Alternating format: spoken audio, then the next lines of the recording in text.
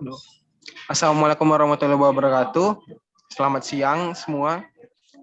Kami dari kelompok ini akan menjelaskan tentang hasil presentasi kami tentang pengembangan knowledge management sistem berbasis website dengan metode waterfall pada kantor pelayanan kekayaan negara dan lelang Jambi.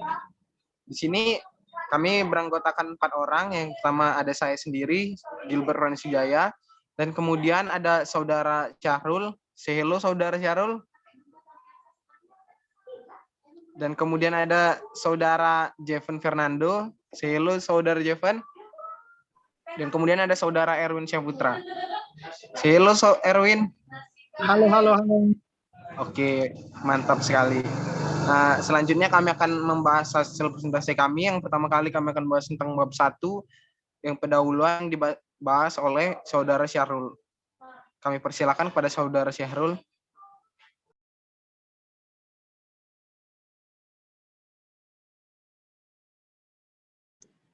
Maaf, saudara Syahrul, mic-nya mati. Nah, di sini untuk latar belakang, pada saat ini banyak perusahaan di Indonesia yang berkembang begitu pesat di berbagai bidang. Perkembangan ini didasarkan akan keinginan bisa bertahan dan bersaing dengan perusahaan lain. Untuk bisa mencapai hal itu, perusahaan dapat menggunakan berbagai cara. Salah satunya dengan knowledge atau pengetahuan yang dimiliki oleh setiap stakeholder perusahaan. Perusahaan saat ini sadar akan pentingnya knowledge. Karena penerapan knowledge di sini perusahaan diharapkan dapat meningkatkan value dan keunggulan kompetitif perusahaan. Pengetahuan di suatu organisasi sulit untuk mengidentifikasi, apalagi berada di dalam diri pekerja. Perlu langkah strategis untuk mengelola pengetahuan agar dapat bermanfaat bagi individu maupun organisasi, yaitu knowledge management. Knowledge management merupakan proses mengidentifikasi, menangkap, dan pengaruh pengetahuan membantu organisasi untuk bisa bersaing di lingkungan bisnis. Knowledge management juga dapat menyalurkan informasi yang dibutuhkan bagi organisasi untuk melakukan pekerjaan agar dapat berjalan baik dari sebelumnya. Penerapan knowledge management di suatu perusahaan bisa menggunakan penerapan KLM, bisa disebut knowledge life cycle management. Nah, proses KLM bisa dimulai dengan penemuan pengetahuan, penguasaan pengetahuan, pemanfaatan pengetahuan, dan jika penemuan dapat dikelola dengan baik, maka dapat menemukan pengetahuan yang baru pula. Namun sebelumnya, jika mekanisme knowledge management tidak diterapkan dengan baik di organisasi, maka sistem KLM tidak akan berjalan dengan baik. Maka akan menimbulkan hilangnya pengetahuan di akhir proses knowledge life cycle management. Oleh sebab itu, penerapan knowledge management diterapkan di kantor pelayanan kekayaan negara dan lelang Jambi, bisa disebut dengan KPKNL Jambi. Instansi ini telah menerapkan KM sejak 2018, di mana instansi ini menginginkan para karyawan untuk melakukan inovasi di bidang pekerjaannya. Program ini dilakukan agar para aparatur sipil negara, disebut ASN, bisa lebih mendalami pekerjaannya, dan instansi dapat menerapkan inovasi tersebut agar dapat melayani dengan baik dan sustainable.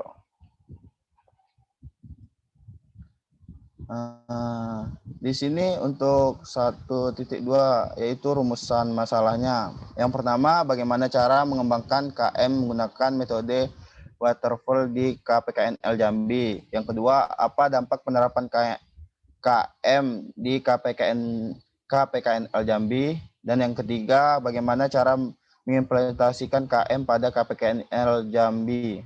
Untuk tujuan penelitian, di sini nomor 1, memberikan gambaran pengembang KM menggunakan metode waterfall di KPKN Jambi.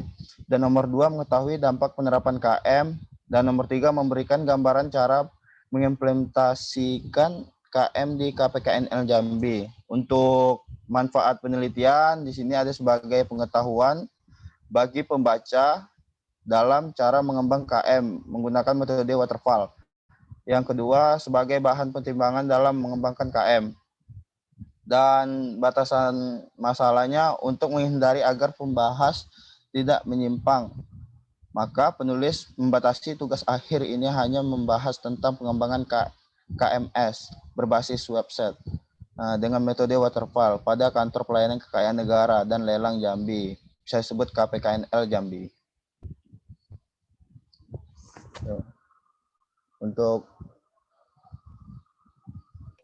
Oke, terima kasih kepada Saudara Syahrul. Selanjutnya pada bab 2 yang akan dilanjutkan oleh Saudara Erwin. Kepada Saudara Erwin dipersilakan. Selanjutnya yaitu bab 2 tinjauan pustaka 2.1 knowledge management. Peran knowledge management dalam penghidupan dan pengembangan sebuah organisasi telah dianggap sangat penting bagi para ahli maupun kelompok yang dilihat dalam organisasi tersebut. Namun pada kenyataannya sebagian besar knowledge yang ada di organisasi belum dapat dikelola dengan baik. Tingginya tingkat turnover karyawan membuat knowledge yang bersifat individual. Bila knowledge yang dimiliki tidak dikembangkan, maka tidak ada knowledge yang dibagikan untuk dapat dimanfaatkan oleh organisasi. Knowledge yang sudah dikelola dengan baik dan mudah diakses akan sangat bermanfaat bagi organisasi untuk menghindari kesalahan yang sama. Knowledge selalu dipelihara dengan baik, sehingga dapat dikembangkan, diperbarui, dan terus digunakan terus-menerus. Dengan begitu, sebuah organisasi dapat mengetahui bagaimana langkah-langkah dalam menangani masalah dan mengeksploitasi kinerja organisasi dalam mengedepankan penggunaan informasi yang tertutup atau Iskandar 2014. Lanjut. Saat ini KMS sudah mulai berkembang, terbukti dari beberapa perusahaan yang menerapkan KMS yang bertujuan mempercepat pembelajaran bersama dalam pengembangan sumber daya manusia yang memiliki daya saing dan merespon pasar bisnis secara produktif, terutama perusahaan manufaktur. 2.2 sistem. Sistem adalah himpunan suatu benda nyata yang terdiri dari bagian-bagian atau komponen-komponen yang saling berkaitan, berhubungan, berkegantungan, dan saling mendukung, yang secara keseluruhan bersatu dalam satu kesatuan untuk mencapai suatu tujuan yang secara efisien dan efektif. Menurut Azhar Susanto, menjelaskan di dalam buku yang berjudul Sistem Informasi Manajemen, Konsep dan Pengembangannya, bahwa sistem adalah sekumpulan grup dari subsistem atau bagian komponen apapun baik fisik yang saling berhubungan satu sama lain dan bekerja secara harmonis untuk mencapai tujuan tertentu. 2.3 Website disebut juga site, situs web atau portal, merupakan kumpulan halaman web yang berhubungan antara satu dengan lainnya. Halaman pertama sebuah website adalah homepage, sedangkan halaman demi halaman secara mandiri disebut webpage. Dengan kata lain, website adalah situs yang dapat diakses dan dilihat oleh para pengguna internet di seluruh dunia. 2.4 Metode waterfall. Bawah.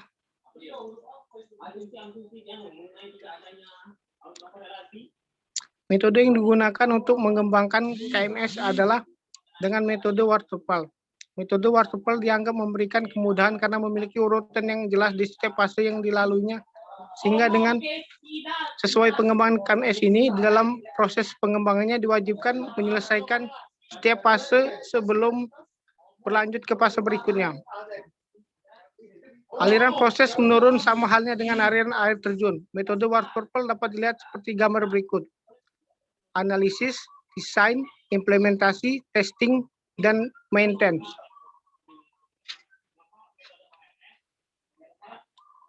Selanjutnya yaitu bab 3 yang akan dijelaskan oleh rekan saya.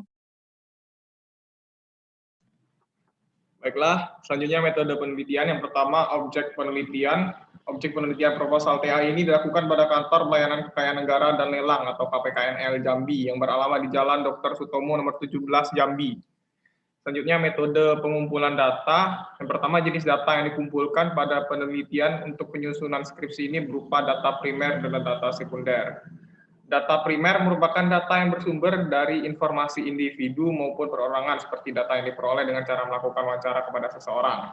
Metode pengumpulan data primer yang dilakukan dalam penelitian ini adalah metode pengamatan atau observasi. Yang kedua, metode wawancara.